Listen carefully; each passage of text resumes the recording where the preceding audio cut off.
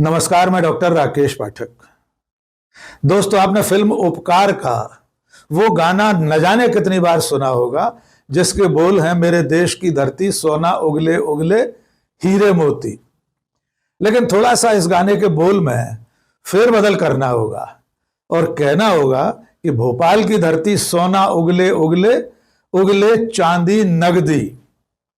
जी हाँ दोस्तों, भोपाल की धरती इस वक्त सोना उगल रही है, चांदी उगल रही है और करोड़ों रुपए की नगदी भी इस वक्त भोपाल की धरती से निकलकर बाहर आ रही है। ये सोना, चांदी और नगदी मध्य प्रदेश में वर्षों से फल फूल रहे भ्रष्टाचार और घूसखोरी की निशानी है।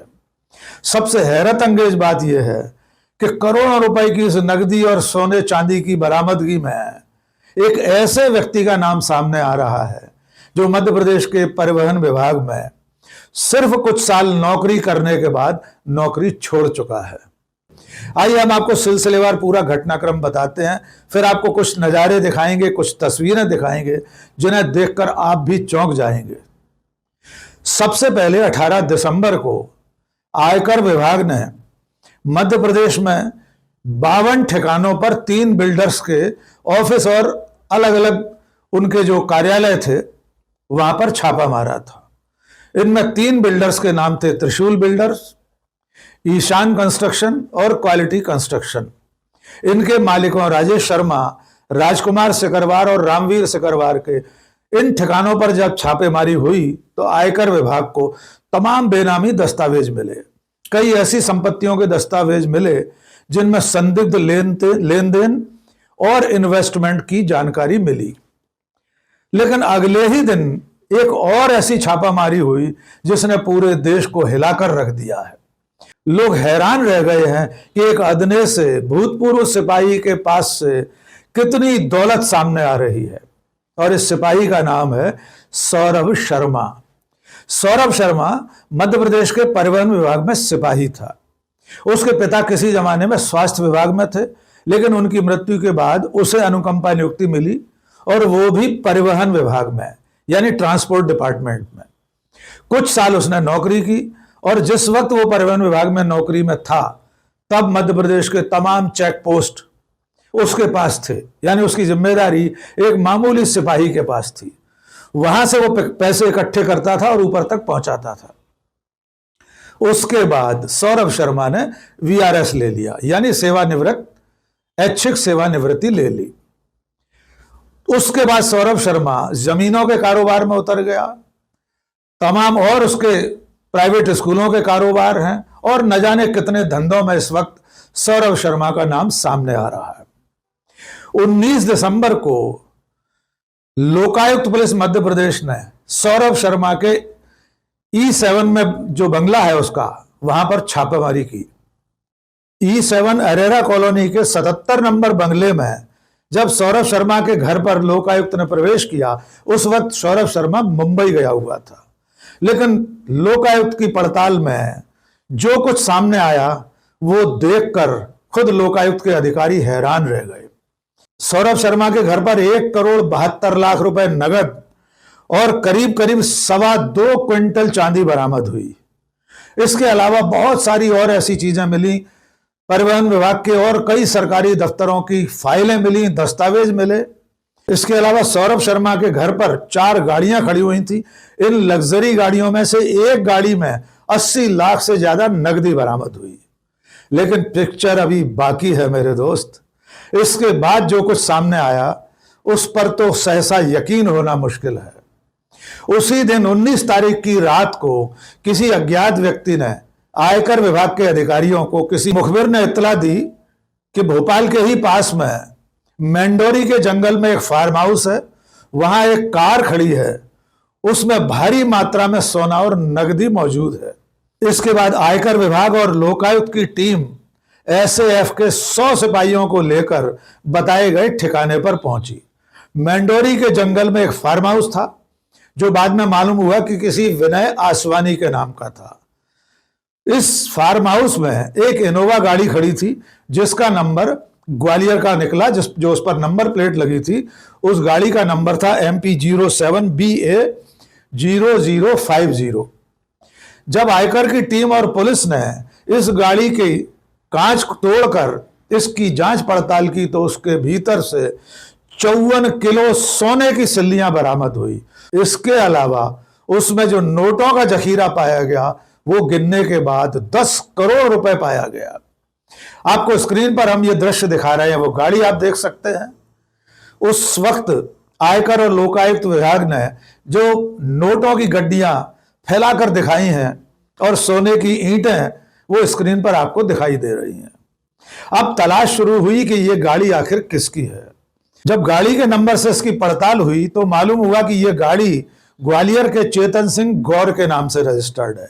इस गाड़ी पर आरटीओ की तख्ती लगी थी इसके नंबर प्लेट के साथ साथ। इस गाड़ी के डैशबोर्ड पर आरटीओ की वर्दी की कैप रखी हुई थी और बाद में पुलिस ने चेतन सिंह गौर को हिरासत में ले लिया है। लोकायुक्त पुलिस उससे अभी जांच पड़ताल कर रही है। आयकर विभाग और लोकायुक्त पुलिस ने जब पूछताछ की तो मालूम हुआ कि चेतन सिंह गौर ट्रांसपोर्ट के भूतपूर्व सिपाही सौरभ शर्मा का जिगरी दोस्त है। दोनों बचपन के संगी साथी हैं और ग्वालियर से लेकर भोपाल तक हर कारोबार में एक दूसरे के साथ शामिल हैं। तो इस तरह पिछले 2-3 दिनों में चली कार्रवाई में आयकर विभाग और लोकायुक्त पुलिस मध्य प्रदेश ने 54 किलो सोना, 234 किलो चांदी और 10-11 करोड़ से ज्यादा की नकदी बरामद हुई है। इसके अलावा जो दस्तावेज बरामद हुए हैं, जमीन जायदाद के जो दस्तावेज हैं, जो कागज हैं, उनकी अलग से पड़ताल जारी है। कई लॉकर्स का पता चला है। जब लॉकर खुलेंगे तो उनमें से क्या निकलेगा, किस तरह का काला धन सामने आएगा, अभी कहना मुश्किल है। लेकिन अब असली सवाल यह है कि क्या परिवहन विभाग का एक मामूली सिपाही जिसने चंद साल सरकारी नौकरी की हो, क्या वो अकेला इस भारी भरकम कुबेर के खजाने का मालिक है?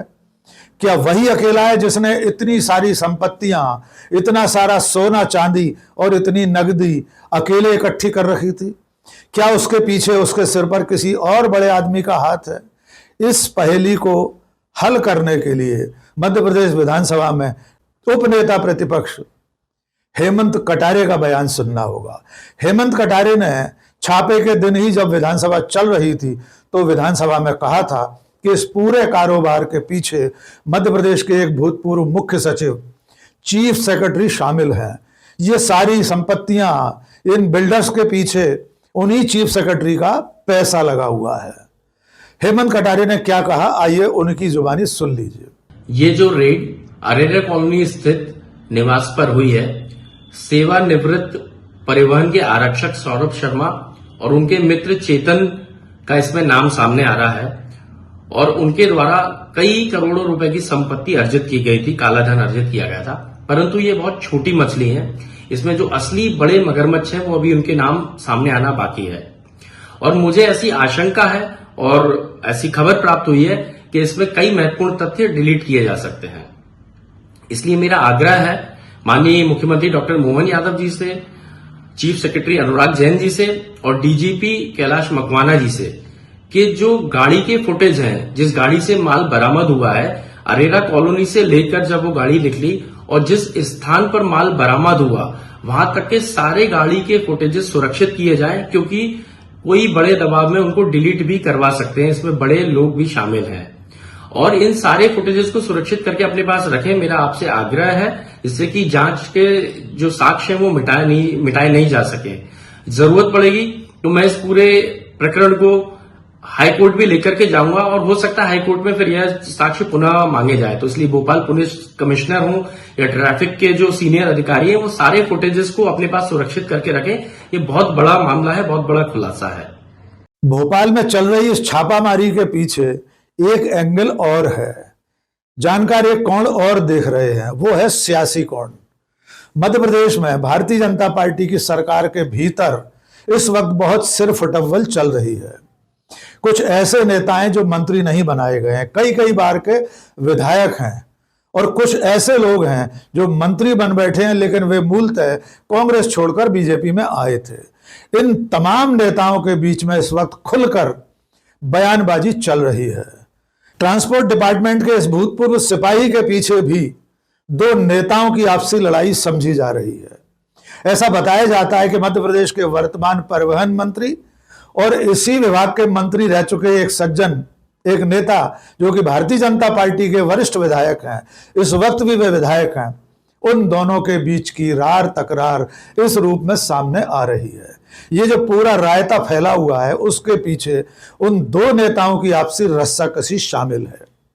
एक बड़ा सवाल यह भी है कि ट्रांसपोर्ट डिपार्टमेंट में सिर्फ कुछ साल नौकरी करके एक सिपाही इतना बड़ा कुबेर बन सकता है? तो बड़े बड़े ओहदों पर बैठे हुए लोग, मध्य प्रदेश के परिवहन विभाग के मुखिया, उस विभाग के मंत्री और मध्य प्रदेश के मुखिया तक, क्या इस भ्रष्टाचार की आंच नहीं पहुंचेगी?